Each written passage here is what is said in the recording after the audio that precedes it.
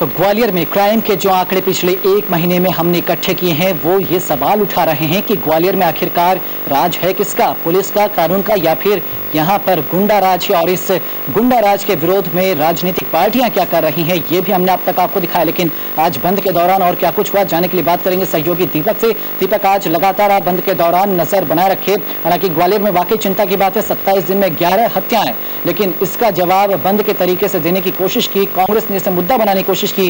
क्या कुछ हुआ आज पूरे दिन के दौरान? बिल्कुल, जिस तरीके से ग्वालियर का जो वर्तमान सूरत हाल है देखें तो मार्च के महीने में एक तरह की जो हत्या होने का सिलसिला यहाँ पर शुरू हुआ, अभी भी लगातार जारी है। लगातार 11 हत्या यहाँ पर एक्सेप्ट हो रही है और कई सारी घटनाएं चला रही है और उसी के विरोध में लगातार 2 दिन तक ग्वालियर बंद रहा। हालांकि पहले भाजपा ने बंद का आह्वान किया था और दूसरे दिन कांग्रेस पार्टी ने बंद का आह्वान किया था और बार बार यही पार्टी के जो वरिष्ठ नेता है यही बोलो कह रहे थे कि जो कानून व्यवस्था यहाँ पर बदहाल हो रही है, अपराधों का अंत नहीं लग रहा, उसी को लेकर हमारा आह्वान है। जनता के समर्थन में हम ये बंद का आह्वान कर रहे हैं।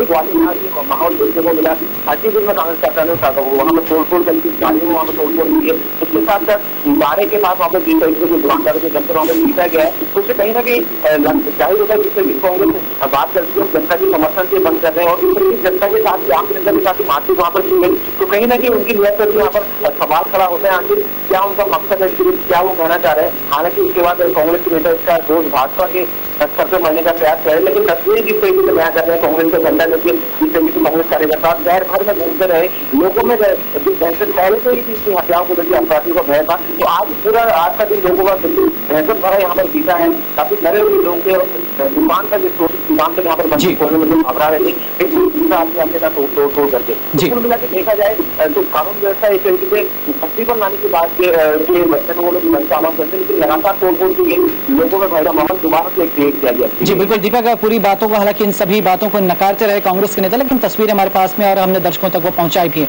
दीपक, लेकिन 2 दिन लगातार ग्वालियर बंद रहा, 2 मंत्री जिले से आते हैं, भाजपा को वाकई जवाब तो देना होगा कि आखिर ग्वालियर में हो क्या रहा है, किस तरह से जवाब देगी इन बंद का? देखिए बिल्कुल जिस तरीके से सारा माहौल यहाँ पर रहा है, 2 मंत्री यहाँ पर भाजपा के हैं, जिसमें गृह राज्य मंत्री भी है और अनुमिता के स्वास्थ्य मंत्री, उनका भी अच्छा खासा माना जाता है सरकार में। उसके बावजूद जिस तरीके से यहाँ पर लगातार वारदातें हुई है और उसके बाद जो भाजपा नेताओं को जो रवैया यहाँ पर रहा है, मंत्री की हम बात दूर कर दीजिए, भाजपा के यहाँ पे स्थानीय स्तर के नेता है, उन्होंने तक जो यहाँ पर अपराध हो रहे हैं या उनकी महिलाओं से मूल्य की ध्यान नहीं उठाई, अभी बिल्कुल संवेदनहीन वो लोग यहाँ पर हो गए कह सकते हैं। लेकिन उसके बावजूद और उसके बाद भाजपा के नेता जो हम लड़की बना रहे, हालांकि 2 दिन उन्होंने आईसी को भी ज्ञापन सौंपा था, उनका कहना था कि कांग्रेस के कुछ अपराधी प्रवृत्ति लोग हैं, वो लोग इस घटनाओं को अंजाम दे रहे भाजपा की सरकार को बदनाम करने के लिए। लेकिन जाहिर सी बात है कहीं से उन तरह सबको समझ में नहीं आता कि सरकार को बदनाम करने की लगातार शहर में 11 हत्याएं हो जाएंगी, करवा देगा। ये राजनीतिक बयानबाजी से ज्यादा दीपक कुछ नहीं, लेकिन यहाँ पर पुलिस की भूमिका को भी ध्यान में रखना होगा। पुलिस क्या कर रही है? मंदिर पहुंच के भगवान से प्रार्थना तो कर रही, ठीक है, लेकिन आगे क्या किया जाएगा? क्या कोई ऐसी ठोस योजना है अपराधियों पर लगाम कसने के लिए? क्या कोई धरपकड़ की जा रही है, जिला बदर किया जा रहा है कुख्यात अपराधियों को?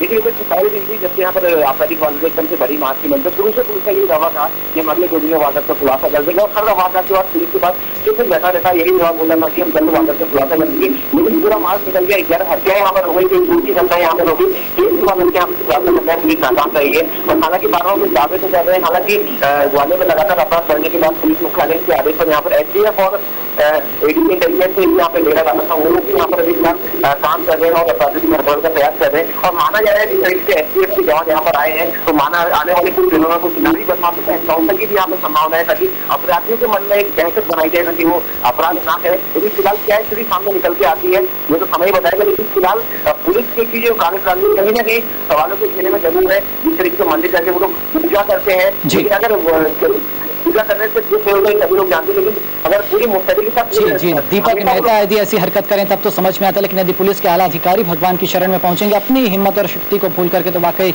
सवाल उठते हैं कि क्या फिर पुलिस से गुहार लगाई जाए या फिर सीधे मंदिर जाया जाए इन अपराधियों से छुट्टी पाने के लिए, निपटारा करने के लिए। बहुत शुक्रिया दीपक इस पूरी चर्चा के लिए। तो एक तरफ जहां अपराधियों के हौसले बुलंद हैं और पुलिस कानून व्यवस्था बनाने की बजाय भगवान की शरण ले रही है, तो दूसरी तरफ जनता बेहद परेशान है, लोगों में खौफ है, डर है अपनी सुरक्षा को लेकर। लेकिन जिन्हें जनता ने चुना और अपने जिले की बागडोर सौंपी, ना तो वो जनता के इस डर को कम करने के लिए आगे आ रहे हैं और न ही पुलिस कुछ कर पा रही है। इधर बाकी कसर वो लोग पूरी कर देते हैं जो बिगड़ती कानून व्यवस्था और शहर में शांति बनाने की दुहाई देकर रोजाना बंद पर उतारू हो जाते हैं और लोगों की पिटाई करके ये कहते हैं कि जनता से उन्हें समर्थन मिल रहा है।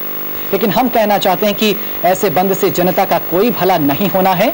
महज अपनी राजनीति की दुकान रोज रोज होने वाले ये बंद अब हमेशा के लिए बंद हो जाने चाहिए और कम से कम सरकार को अब सोचना चाहिए कि ग्वालियर में किसका राज है।